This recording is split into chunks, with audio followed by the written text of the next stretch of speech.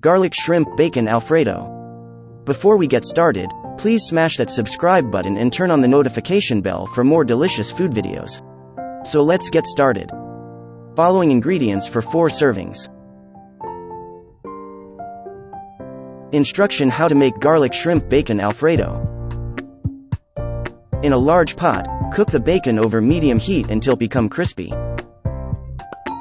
Add the shrimp, salt, and pepper and cook until the shrimp is pink and opaque. Remove the shrimp and bacon from the pot, leaving any fat from cooking the bacon behind. Add the onions, tomatoes, and garlic to the pot and cook until the garlic is starting to brown. Add the cream and bring to a bowl. Once the cream is boiling, add the fettuccine.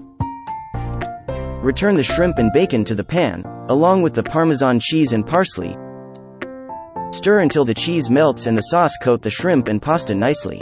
Now you can easily make and enjoy with your favorite foods to the next level with this simple recipe for garlic shrimp bacon Alfredo. And that's for today's video. See you on the next one. Thank you for watching.